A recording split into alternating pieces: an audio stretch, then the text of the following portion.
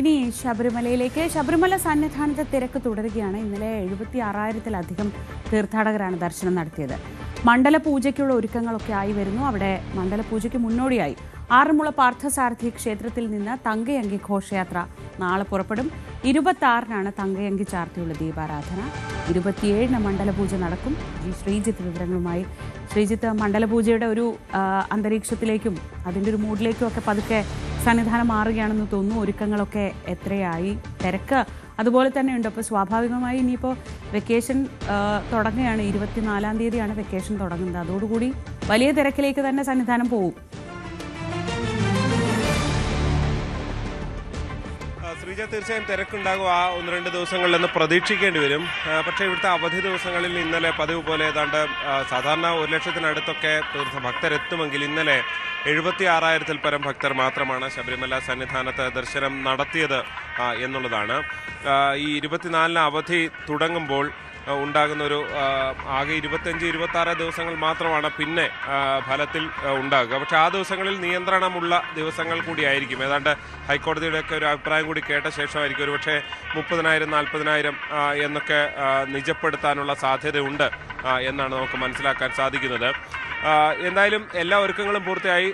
ഇനി നാളെ ആറന്മുള പാർത്ഥസാരഥി ക്ഷേത്രത്തിൽ നിന്ന് തങ്കയങ്കി ഘോഷയാത്ര പുറപ്പെടുകയാണ്. അത് ഇങ്ങോട്ടുള്ള സന്നിധാനത്തേക്കുള്ള ശരണവഴിയിൽ പല ക്ഷേത്രങ്ങളിലും സ്വീകരണമൊക്കെ ഏറ്റുവാങ്ങിയാണ് വരിക. 26-ന് ഉച്ചയോടുകൂടി പമ്പയിൽ എത്തുന്ന തങ്കയങ്കി ഘോഷയാത്ര തൊട്ടടുത്ത ദിവസമാണ്.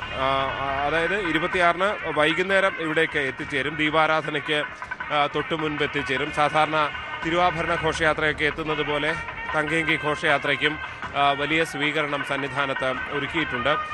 27-നാണ് ഈ വർഷത്തെ മണ്ഡല പൂജ. അത് ഏതാണ്ട് രാവിലെ ഒരു 11:30 സമയത്താണ് അതിൻ്റെ മുഹൂർത്തമുള്ളത്. ആ സമയത്താണ് തങ്കയങ്കി ചാർത്തിയുള്ള ദീപാരാധന, ഈ മകരസംക്രമ പൂജ നടക്കുക. അതിനെ തുടർന്ന് ദീപാരാധനയും ഉണ്ടാകും. എന്തായാലും അത്തരം ഒരുക്കങ്ങളെല്ലാം പൂർത്തിയായി കഴിഞ്ഞിരിക്കുന്നു.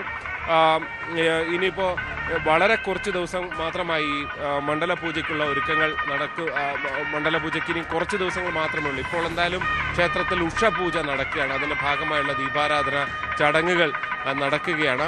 തിങ്കളാഴ്ചകളിലാണ് സാധാരണഗതിയിൽ വലിയ തിരക്ക് അനുഭവപ്പെടാറുള്ളത്. അതുകൊണ്ട് തന്നെ ഇന്ന് സ്വാഭാവികമായും വലിയ തിരക്കിലേക്ക് തന്നെ ശബരിമല സന്നിധാനം മണ്ഡലപൂജയ്ക്ക് തൊട്ട് മുൻപുള്ള തിങ്കളാഴ്ച എന്ന നിലയിൽ വലിയ തിരക്കുണ്ടാകുമെന്ന പ്രതീക്ഷയാണ് ഉള്ളത്. ശ്രീജിത്ത്, ഈ പുതിയ പരിഷ്കാരങ്ങളൊക്കെ നിലവിൽ വന്നു തുടങ്ങിയല്ലോ. കേരളീയ സദ്യ വരുന്നു. അങ്ങനെ പുതിയ ഭരണസമിതി ചുമതലയേറ്റ ശേഷം ഇനിയിപ്പോൾ മണ്ഡലപൂജയാണ് അവർക്ക് മുന്നിലുള്ള തിരക്കായാലും. നമ്മൾ ആദ്യത്തെ ഈ സീസണിൻ്റെ തുടക്കത്തിലൊക്കെ കണ്ട ഒരു തിരക്കൊക്കെ നമ്മുടെ മനസ്സിലുണ്ട്. അപ്പോൾ അത് മുൻകൂട്ടി കണ്ടുകൊണ്ടുള്ളൊരു തയ്യാറെടുപ്പും പുതിയ ഭരണസമിതിയുടെ ഒക്കെ നേതൃത്വത്തിൽ നടക്കുന്നുണ്ടോ? തീർച്ചയായും പുതിയ ദേവസ്വം ബോർഡ് പ്രസിഡന്റും അംഗങ്ങളും ഒക്കെയാണുള്ളത്. അതനുസരിച്ചുള്ള ഒരു ക്രമീകരണങ്ങൾ അവരുടെ ഭാഗത്ത് നിന്ന് നേരത്തെ പല ചർച്ചകൾ നടത്തിയിരുന്നു. ഇനി 26-നാണ് Devaswom board president K Jayakumar ഉൾപ്പെടെയുള്ളവർ ശബരിമല സന്നിധാനത്ത് എത്തുക. പോലീസിന്റെ നേതൃത്വത്തിലാണ് പ്രത്യേകിച്ച് തിരക്ക് നിയന്ത്രിക്കുന്നതിന് വേണ്ടിയുള്ള ക്രമീകരണങ്ങളുള്ളത്.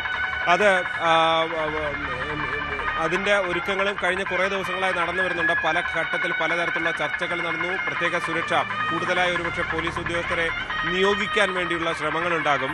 ഈ മണ്ഡലപൂജയ്ക്ക് മുന്നോടിയായും ഒരുപക്ഷെ ഈ മകരവിളക്ക് പോലെ തന്നെ നേരത്തെ ഭക്തർ തലേ ദിവസമൊക്കെ എത്തി ഇവിടെ തങ്ങാനുള്ള സാധ്യതയുണ്ട് എന്ന് കണക്ക് കൂട്ടുന്നുണ്ട്. അതുകൊണ്ട് തന്നെ പരമാവധി ആളുകൾ ശബരിമല സന്നിധാനത്ത് ഉണ്ടാകാനുള്ള ഒരു സാധ്യതയാണുള്ളത്. ആ ദിവസങ്ങളിൽ എത്തുന്ന ഭക്തർക്ക് നിയന്ത്രണമുണ്ടെങ്കിൽ പോലും. അതുകൊണ്ട് തന്നെ പരമാവധി എത്തുന്ന ഭക്തർക്ക് മണ്ഡലപൂജാ ദിവസം അയ്യപ്പനെ തൊഴാനുള്ള ഒരു സൗകര്യം ഒരുക്കുക എന്നുള്ളതാണ് പുതിയ ബോർഡിന് മുന്നിലുള്ള ഒരു പ്രധാനപ്പെട്ട ഇടപെടലും അവരുടെ പ്രവർത്തനവും അതിനുവേണ്ടി തുടരുകയാണ്. ഇന്നലെ മുതൽ പുതിയ സദ്യയൊക്കെ കൊടുത്തു തുടങ്ങിയുള്ള പരിപാടി തുടങ്ങിക്കഴിഞ്ഞു. ഒന്നിടവിട്ട ദിവസമാണ്. ദേവസ്വം ബോർഡിൻ്റെ ഒരു ഉത്തരവൊക്കെ വരുന്നതിന് മുൻപ് തന്നെ നേരത്തെ പ്രഖ്യാപിച്ചുകൊണ്ട് തന്നെ ഇന്നലെ മുതൽ സദ്യ എന്ന നിലയിൽ അത് വിളമ്പിക്കൊടുക്കുന്ന സാഹചര്യമൊക്കെയാണ് ഉണ്ടായിട്ടുള്ളത്.